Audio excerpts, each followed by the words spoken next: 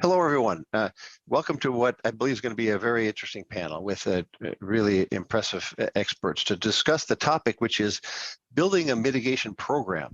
Obviously, terribly important topic. And I will say that we are taping this on September 27th. As we speak, Hurricane Ian is passing over Cuba, heading somewhere to the state of Florida. At this point, it's not known exactly where landfall is going to occur, but it just underscores the importance of the topic.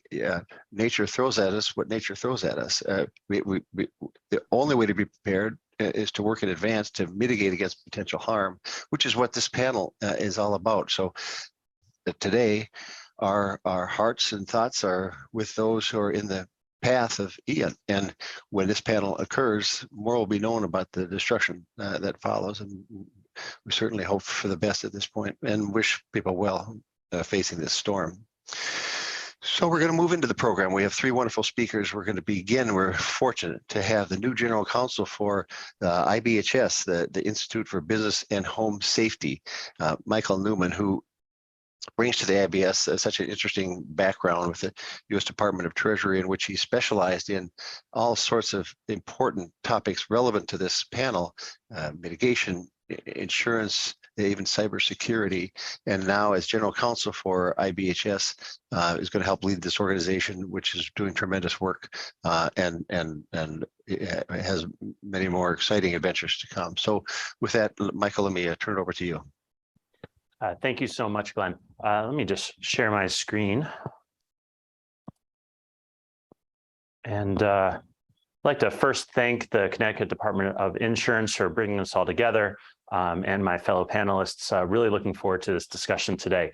And we are discussing how to build a mitigation program. So I'm going to speak a little bit about IBHS, our mission, why we do what we do, and then introduce you all to our fortified multifamily program and kind of talk through how we came up with the program, why we came up with the program, and what makes for a successful launch of a mitigation program.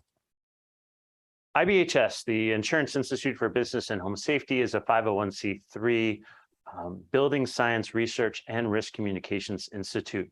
We're fully funded by our members, the property insurers and reinsurers.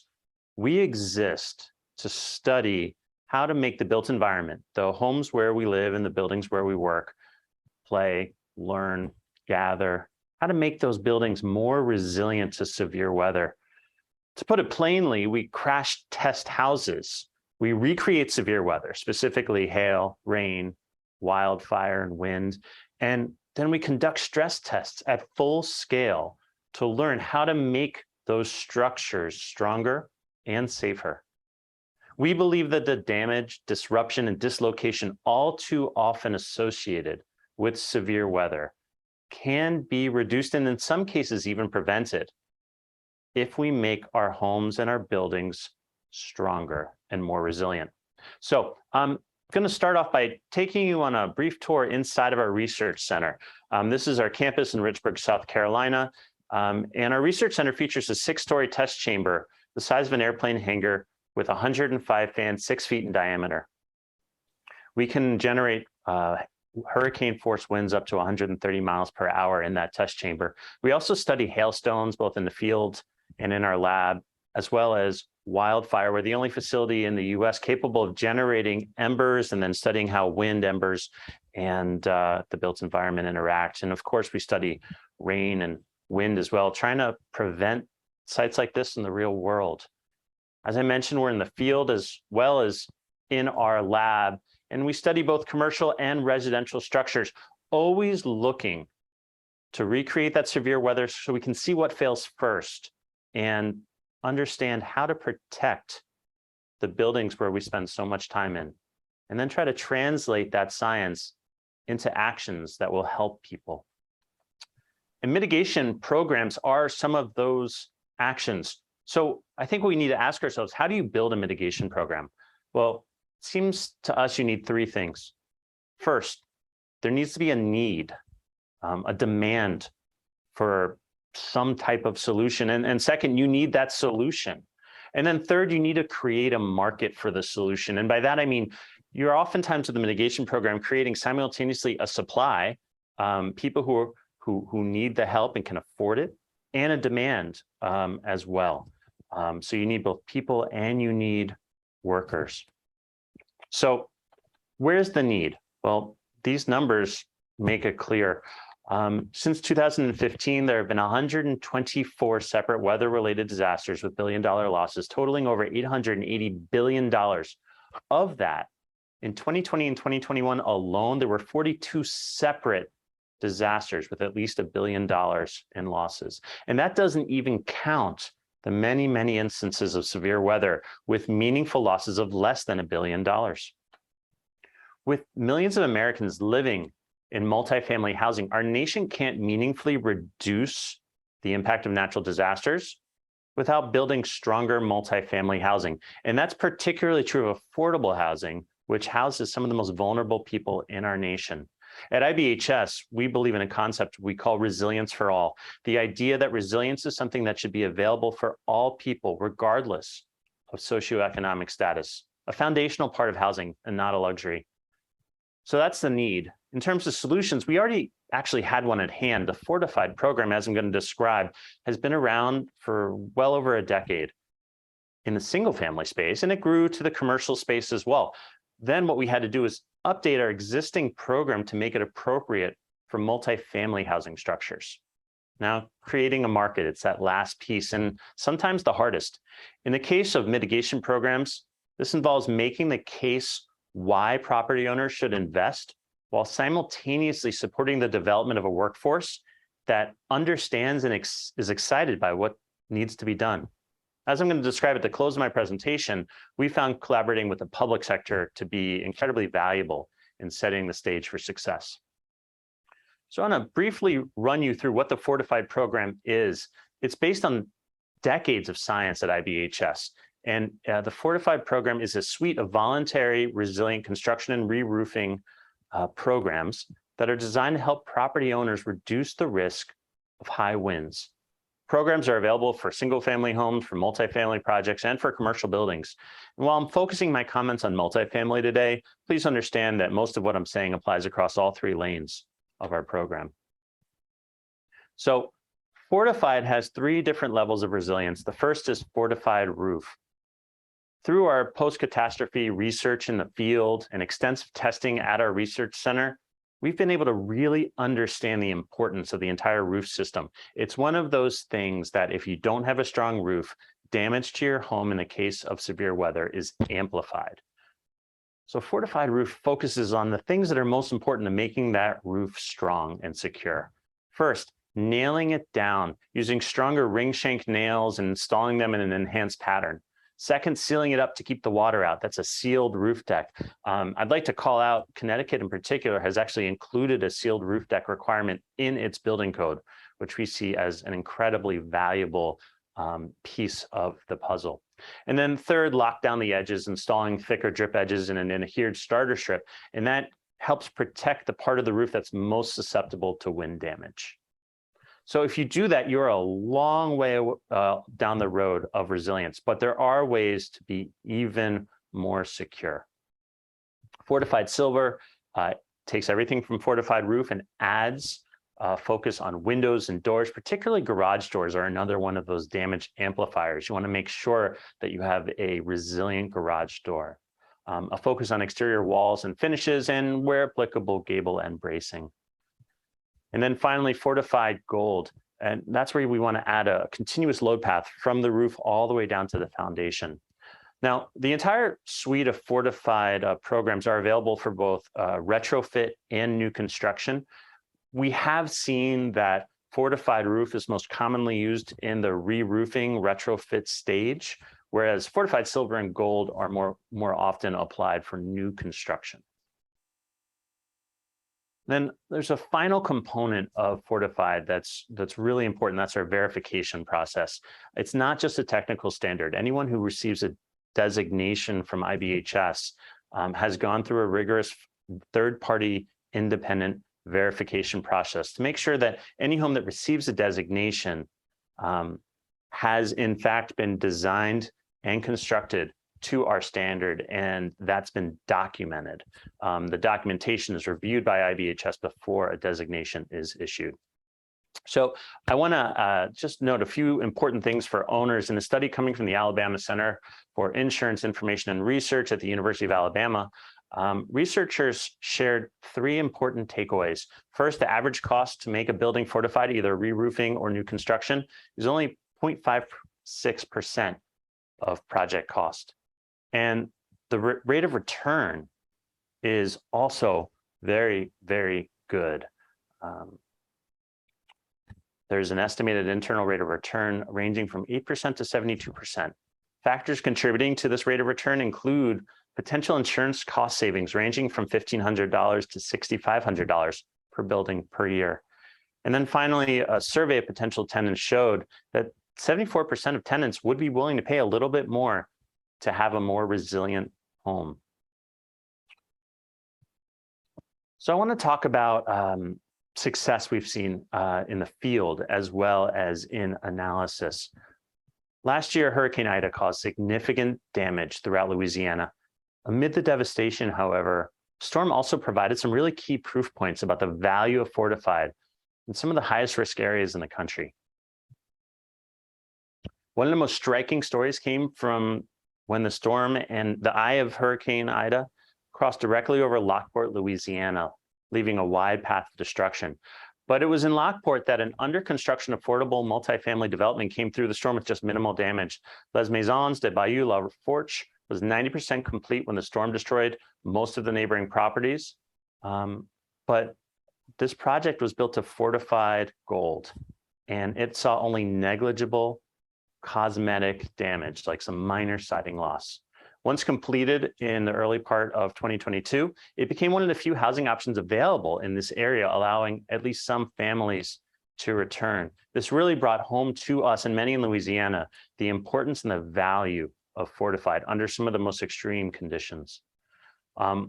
Also, in the single family context, I'll just mention we saw success in some of the worst hit areas of the state. When Ida crashed into Grand Isle, Louisiana, winds topped 135 miles per hour.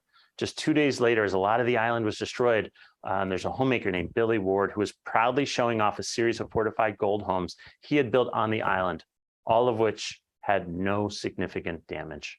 You could see it right here in this photo.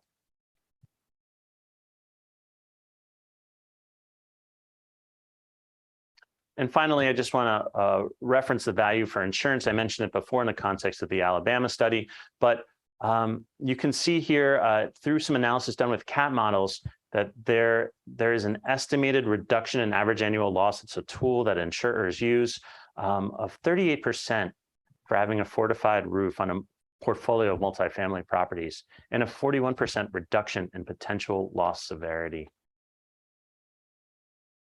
So let's put it all together. I mentioned before the importance of the public sector in helping to stand up a mitigation program, even when that program is not a public sector program. The Les Maisons project I talked about is an example of dedicated support from organizations across Louisiana that have responded to a horrific string of devastating weather by including fortified in their recovery and in their regular construction investments. We at IBHS, along with a nonprofit called Smart Home America that we partner with closely on educating decision makers about fortified, have been working with state and local agencies in Louisiana to help them incorporate fortified into programs and projects. First, the New Orleans Redevelopment Authority, or NORA, included the standards in their RFPs, ensuring that new construction funded by their agency will be built in a way that reduces the risk of damage following storms. Shortly thereafter, Louisiana's Office of Community Development and the Louisiana Housing Corporation included fortified in an affordable housing program called PRIME that uses CDBG disaster recovery grants and to fund it. And the Les Maisons project was a recipient of that program. Over a dozen multifamily projects are being built to withstand severe weather. And the Louisiana Housing Corporation just announced another $149 million tranche of the PRIME program to help build yet more affordable housing to our standard. Also this summer, the Office of Community Development included fortified in its Restore Louisiana program, helping to bring peace of mind that Fortified can help people build back in a stronger and more resilient way. These types of investments set the stage for creating a market for a mitigation program like Fortified. By including the Fortified standard in construction requirements, entities are helping to socialize the standard, educate builders and contractors and homeowners, and create a new baseline for what affordable housing can and should look like. Here in Connecticut, we're working really closely with the Department of Insurance, the Department of Administrative Services, the Housing Finance Authority, and the Green Bank as they work to incorporate climate resiliency into more government programs and projects. And in particular, we want to commend Commissioner Mays and the Department of Insurance for its strong commitment to resiliency, and that includes hosting this conference here today. So thank you all so much. If you have any questions, please don't hesitate to visit our website and reach out to me, Michael Newman, at IBHS. And Glenn, thank you so much, and back over to you. Michael, thank you. That was excellent. IBHS is such an impressive organization, and it's going to benefit from your leadership. The nail it down, seal it up, lock it in. But what a brilliant way of boiling this down into a way that's understandable and visually you can just get it. And what's so important in terms of the messaging of all this to make it understandable and therefore doable for common folks like me who aren't an engineer like our next presenter. It was my absolute pleasure to introduce Janelle Maffei. I've been the CEO of the California Earthquake Authority since 2008, but we have a responsibility to do mitigation that state law gives us. Janelle will describe. We didn't have internal leadership that had the knowledge to lead that task, and so we created a position called the Chief Mitigation Officer, an executive level position at the CEA, and then did a national search and found the most outstanding candidate right here at home in the Bay Area, in Janelle Maffei, a structural engineer, cut her teeth in earthquake engineering following the Northridge earthquake, long and successful career, and then was willing to move back into the public sector basically and come to work for the CEA to help build and lead our mitigation efforts. So it's a huge pleasure of mine to introduce my friend Janelle Maffei, who I should also add is the president-elect of the Earthquake Engineering Research Institute, just by way of underscoring the reputation she has among the national engineering community. So Janelle, over to you. Well, thank you, Glenn. I really appreciate that. And Michael, that was outstanding. And I'll try and draw some comparisons to what we do, because I think that very similar themes. I think that the one major difference, of course, is that I'm going to be talking about earthquakes, and earthquakes are high consequence, low probability events. And so that kind of in the field testing, it frankly doesn't happen that often. So which makes those research programs so very important.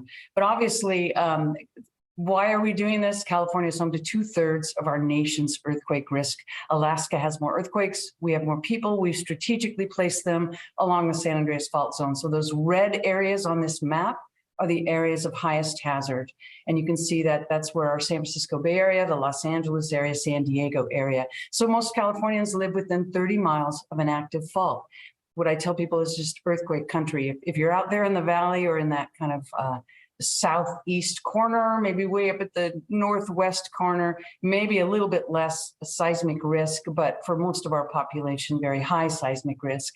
As Glenn mentioned, this California Earthquake Authority was created by the state legislature, and it started way back before the Northridge earthquake, when a law was passed that said if an insurance company writes a homeowner's policy in California, they must offer earthquake insurance. The homeowner is not obligated to purchase it, but it must be offered. So that mandatory offer law was critical. Northridge earthquake comes along, magnitude 6.7, $40 billion in damage, half of that residential, half of that insured. They lost their shirts, and the insurance industry was going to leave the state. And obviously a huge crisis, both in the insurance and in the lending industries. And so the state legislature created the CEA as a unique instrumentality of the state an authority, a not-for-profit provider of residential earthquake insurance. And we're unique in that we're publicly managed, privately financed. Our board includes designees that represent the governor, insurance commissioner, state treasurer, and non-voting designees representing the assembly and senate. But our policyholders and our participating insurers are really where our funding comes from. Mitigation was part of our charge from day one. Educate, mitigate, insure. Educate to allow homeowners to make informed decisions about their risk and what they do about that risk. Mitigate, not only transfer risk, but let's reduce risk. And then, of course, our core business, insure.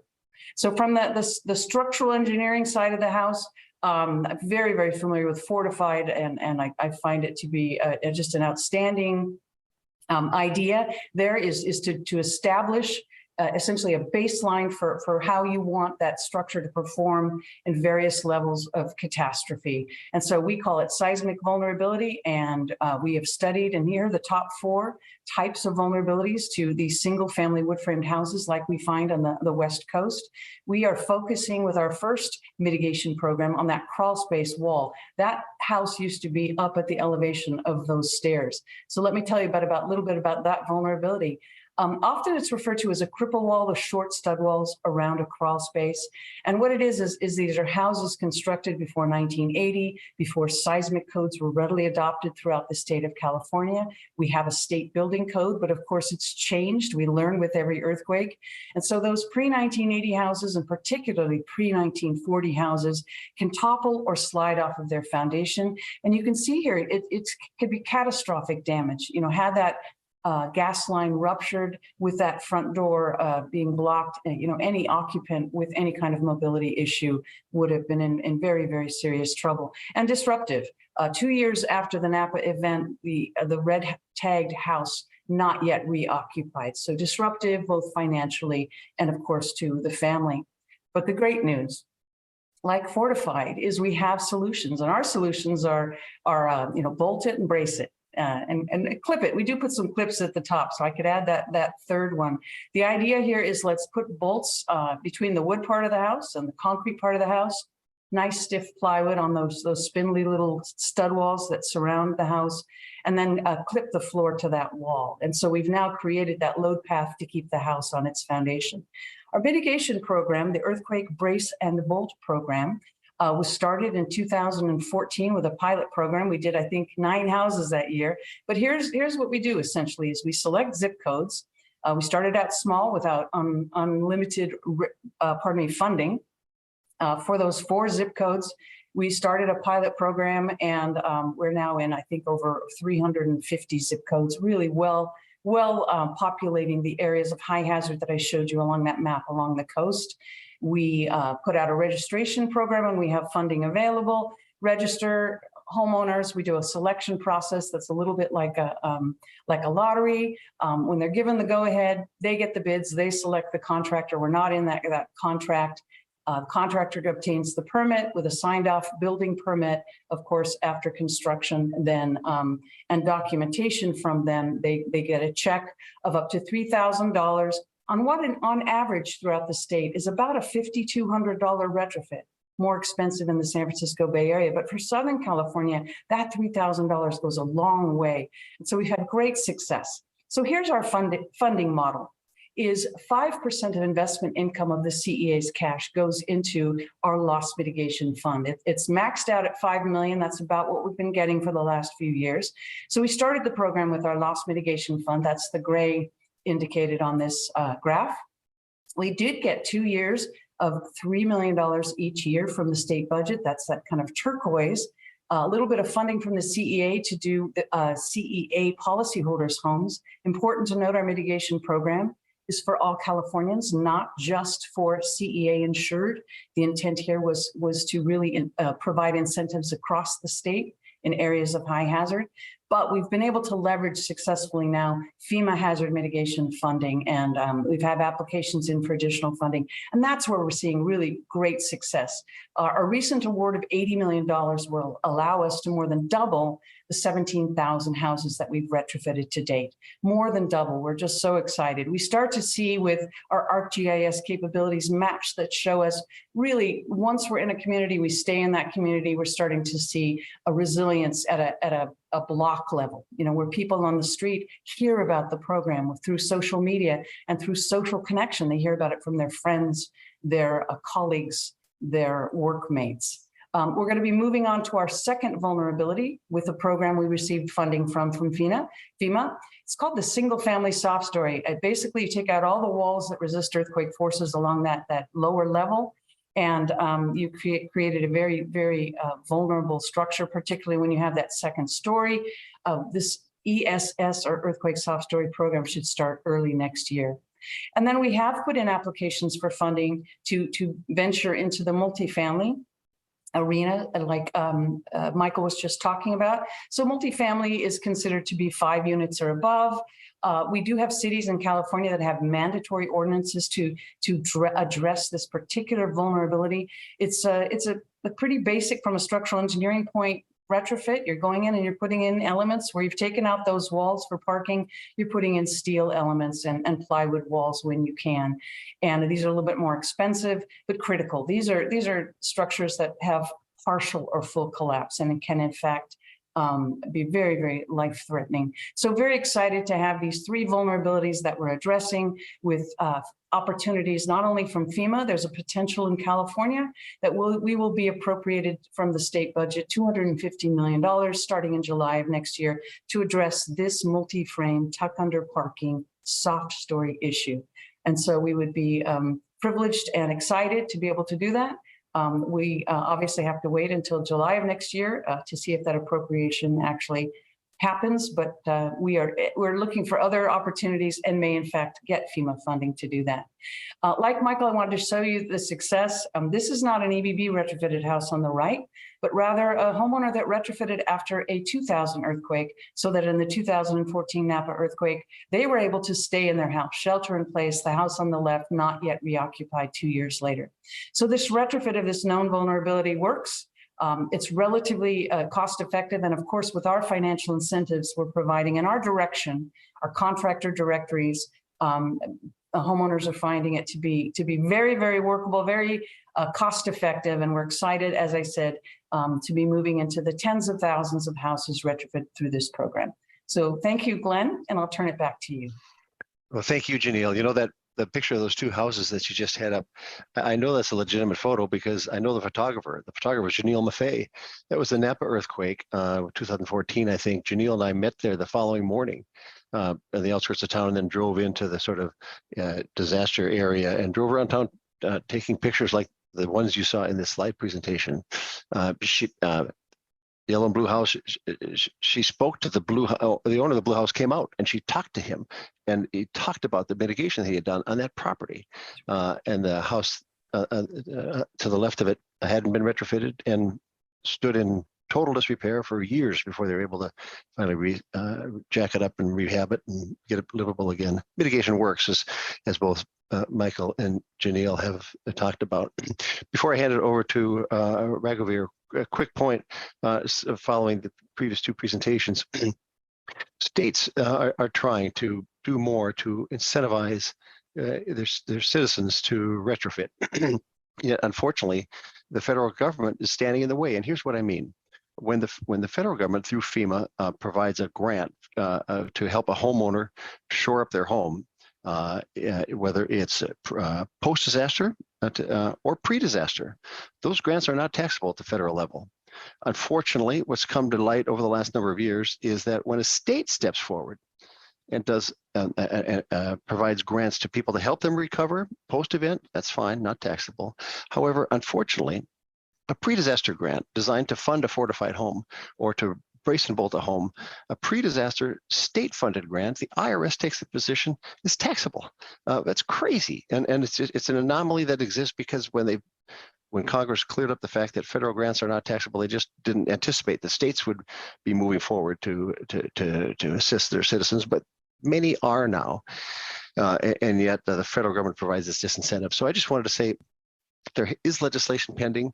It came 2 votes shy of passage last year. It got tied up in the Build Back Better legislation and then passed the House, then passed the Senate, obviously.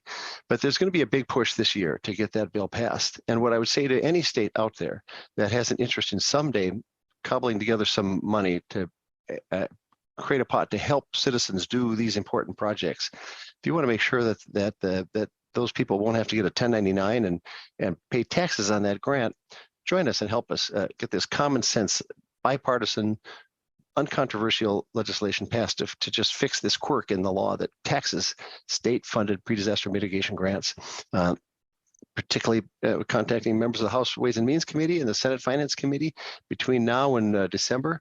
Terribly important to just say, this is good for our state, or would be good if we can form such a program. If you have any specific questions about a specific message to bring to your member, just get a hold of me, and I'll be happy to have you join the growing coalition that's trying to get this legislation passed. And my email address is just G Pomeroy at calquake.com. It's probably in the material somewhere. Please feel free to just drop me a note. Moving on to our next important panelist, Raghuveer Vinukolo is a PhD with a primary emphasis in water issues. Yeah. Raghuveer, you'll describe it better than I can, but in a very important expertise you bring to this panel. We've been talking about wind, we've been talking about earthquake. Obviously, flooding represents a potential for major disaster for which mitigation efforts can be very effective. And flooding isn't, just like wildfires, the risk of flooding isn't going away. It's getting worse with climate change. And Munich Re has been out in front really for years and years, calling attention to the dangers inherent in climate change and the need to do more to mitigate against this harm. So with that, Raghuveer, let me turn the floor over to you. Thank you, Glenn, and thanks to also the Connecticut Department of Insurance for this panel. I think it's a really important topic, and I'm really delighted to be joining Michael and Janelle, and along with you, Glenn. And again, my life becomes very easy after, especially Michael presents his amazing research at IBHS, and also Janelle with so much focus on from an engineer's perspective on risk mitigation. As Glenn, you mentioned, I do have a water background. I call myself as a displaced hydrologist in the insurance industry. What does he do, right? So kind of mind saturated with the topic of flood a little bit, a little pun intended there. So I think, again, I really liked some of the topics, some of the points that both Michael and Janelle hit, and those are very crucial, especially Michael mentioning about resilience is not something that should be optional. It should be available to everyone, right? It should not depend on the socioeconomic factors. And Janelle, like you mentioned about the educate, mitigate, insure. This is exactly what we is at core to what I do and what Munich Re is constantly striving for, and we put it as risk communication or education, risk mitigation or management, and then finally comes the risk transfer, right? Yeah, so that's a comprehensive way of looking at resiliency, which focuses on both physical and financial resilience, right? I wanted to give a little bit of flavor. I think Glenn and Michael have put some numbers already. So from a reinsurer standpoint, we operate globally. So just let me give some numbers globally.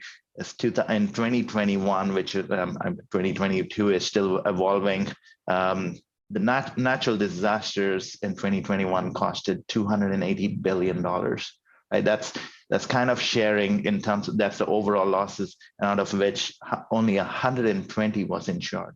Right? It highlights how much protection gap that exists. When we compare something more specific to the US, Hurricane Ida, which A lot of people got impacted. We all know about it, about the new extremes that we are facing in terms of climate risk with extreme precipitation.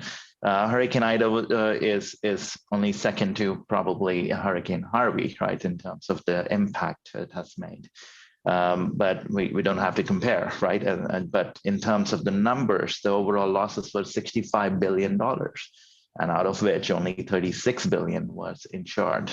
Even in the US, we are only north of a little more than 50% that is insured. There is still a significant portion that do not have. And so it comes back to that question about, well, how many people still suffered, and shouldn't these people have access to resilient solutions, right? And so really, when we talk about mitigation, these need to happen at community level, at regional level, and they need to be focused so that ultimately it benefits people. And I think Janelle mentioned about now the severity versus the frequency, and I think Glenn, you also mentioned it. I think what insurance, we call it, insurance is a feedback loop, right? There is an underlying risk, and that's increasing, right? And if that increases, then so does the premiums. And how do we manage that risk in terms of the underlying risk, or which we call it as the expected loss or the annual average losses? Well, there's multiple ways to manage it. One is we reduce the risk by mitigating it, by reducing the risk, which would be the most sustainable long-term solution. Or we have to somehow adjust the deductibles and limits, really, to address that underlying the risk, so that the underlying premiums are affordable, right? So what we call it, what we at Munich Re strongly believe is that protection gap. And this is no rocket science. The protection gap which exists is a function of affordability and the rate adequacy, right? So if we don't provide a solution that's affordable, I don't think people will buy it, and we wouldn't have that much of a take-up rate for a product like flood insurance, for example. And rate adequacy is important for the insurance industry to provide a product. Again, what is insurance? It's one for all for one, right? So it's a risk pool. So we have to manage that underlying risk so that the premiums are affordable. Since I have some background on flood, I also wanted to give some numbers on flood insurance, and I like to also point out that, because a recent panel also discussed this, flood is sometimes in the insurance industry referred to as a secondary peril. And I really want to highlight that's not secondary to anything. It's just, if anything, so we're very sensitive about this at Munich Re. We don't think that it's an insurance industry term, but it's nothing in terms of, it's not a peril that's second to anything. And so let's look at some numbers, right? In terms of, it's one of the perils that has impacted the most number of people, and the amount of damage is second to none. And that is $1 trillion of overall losses since 1980 till now globally, right? So where is the secondary in nature? If we talk about the US specifically, again, I just mentioned about the Hurricane Ida or Hurricane Harvey, but let's just focus on, if we remove the hurricanes and see only the flooding losses, no impact of extreme precipitation from hurricanes or tropical storms, and how much losses has the US incurred in the last 5 years? That's $30 billion. Again, no hurricane-induced flooding. It's $30 billion. Out of that, 20 billion was just from the Mississippi River flooding in 2019. Now, the impacts of Mississippi River flooding were even further, because when we saw the protection gap there, it just blew our minds. It's around $200 million out of that 20 billion was insured, right? So highlights so why I'm putting all these numbers is because it's really highlighting the protection gap that exists in it. And so constantly, one of the questions that we have at Munich Re, while we develop these new insurance solutions, or as an industry, we constantly think about is how do we provide sustainable insurance solutions in the long term, right? And so going back to that equilibrium between the affordability and the rate adequacy, that's the constant thing that we have to think about, to juggle with is, and here is where risk mitigation plays an important role. So just wanted to highlight one project that we have, we partnered with the Nature Conservancy to highlight this risk mitigation, right? And focusing on the peril of flood. Of course, there's tons of examples for other perils as well, severe convective storms, or and even earthquake for that matter, and also wind. But focusing on flood, because the protection gap for flood is huge in the US too, right? At less than 5% of homeowners actually have flood insurance. So in this particular example, what we did was we partnered with the Nature Conservancy, who had partnered with the Army Corps of Engineers to say, well, after the 2019 flooding over the Missouri River, there was a levee section that failed. So as they were rebuilding it, the Nature Conservancy had a brilliant idea saying, well, this is a pinch point of a river, so why not make this section, this levee, the setback, this levee a little bit further so that the river flows more naturally. Again, why do we constrain the river, and especially at a pinch point where the failure probability is high?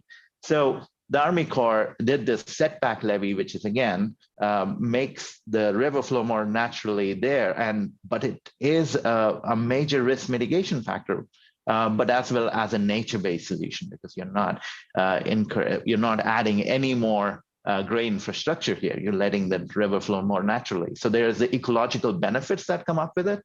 But the risk mitigation, particularly what was highlighted by the Army Corps, was that the failure probability of this levee in that section, which benefited multiple zip codes, improved in terms of the standard of protection going from a 50-year to almost a 200-year protection level. So what does that mean, right? It's saying it's reducing the risk of failure of that levee section in that region, which impacted the people living in that region. So we said, okay, let's quantify that a little bit. So we just took 1,500 homes and we said, all right, let's see what the impact of this would be from an insurance standpoint. So we have our own models, proprietary models, but we also use third-party models that are accepted by the industry. And we said, all right, let's factor this risk mitigation for about 1,500 homes, quantify what would a ground-up solution, right? What would an insurance solution look like for these homeowners? Currently, less than 0.5% people have any kind of flood insurance in that region. But if we look at 1,500 homes, and in general, the region over there, the NFIP premium is about $1,000. So when we factored the flood insurance solution for all these homes as a community, again, so this was a unique solution, but that we need to remove this voluntary nature, because these all people were living in flat ground next to the river. Of course, the levee is protecting them, but there has to be, the region is flat. So if the levee fails, then most of these homes will be flooded. So we said, all right, how about a community insurance solution where every homeowner in that region will have an insurance with this particular product, factor this risk mitigation in it.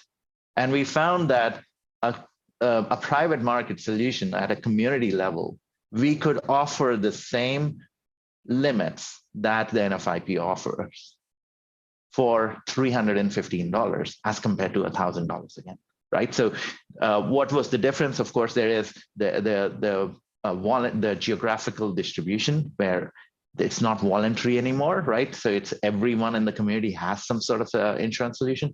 And then the biggest factor was going from that risk mitigation, which went from a 50-year standard of protection to a 200-year standard of protection. So it really highlighted the impact of these risk mitigation on these innovative solutions at a community level. So, and we started doing this across the U.S. in California and Virginia, and we're seeing similar results. So, as long as there is a risk mitigation program in place, we can actually offer a long-term sustainable solution. So that's really what the gist of it is. Again, mitigation, very important. Going back to how Janelle started, is educate, which is good, so that people know their risk, so that they can plan their mitigation, and then we can definitely offer a more sustainable long-term solution from an insurance or risk transfer standpoint. Well, that's Back to you, Glenn. Thank you very much. I think we got time for one question, and I'm going to direct it to the guy who's standing in front of the wall of wind. And I hope they don't flick the switch on until we get you out of here. And we don't want to see you get blown away, Michael. But we've talked a lot about mitigation programs, and things that the states and the insurance industry are doing to stimulate efforts to close the protection gap. Could you talk a little bit about how these programs interplay with building codes? Are they in conflict? Are they in alignment? Is there more that needs to be done to line those up? Could you speak to that point, please? Sure. Thanks so much, Glenn. It's a great question. You're not going to find a greater proponent of building codes than IBHS. It is, in a very real way, strong building codes, strongly enforced building codes are a gift that we leave for our children and our grandchildren in stronger structures down the line. But even in the states like Connecticut that have the very best, most modern building codes in place, there is still a huge amount of building stock, of housing stock, that was constructed before we started adopting modern codes in 2000. I was struck by Janelle mentioning vulnerabilities in homes that are built before 1980 in California, and there are so many of those. So we absolutely need to move forward across the nation with strong and strongly enforced building codes. The building code save study from FEMA found for every dollar invested in building codes, there's $11 saved. There's a great return on investment. But we also need to do something about the homes, the buildings where people live and work and gather right now, not all of which benefited from today's strong building codes. So I would say they're absolutely both important. I would suggest that every state in the country would benefit from having a modern, strongly enforced statewide building code, and not enough states do, particularly in the middle of the country, and two, mitigation programs that can help bring those who live in older buildings up to those modern codes or even beyond in a way that's responsive to the risk where they live, whether that's earthquake risk in California, wildfire risk in California, flooding risk just about anywhere, or frankly, wind risk, again, just about anywhere. And if I can close with a thought, since I know there's a nationwide interest in this conference, it is this: wind risk, high wind risk, is not just a coastal issue. It is a coastal issue. It is also an inland issue, whether we're talking about derechos, straight line winds, tornadoes, and we need, as a nation and as states, as communities, to invest in strong building codes and mitigation programs to help with the risks that we as a nation face all over the country. Well, excellent. Important point to end on. I think I want to thank the panelists, Michael, Janelle, Raghuveer, and the sponsors of this important conference, the Connecticut Insurance Department, for helping lead the way in terms of helping our society address these important questions.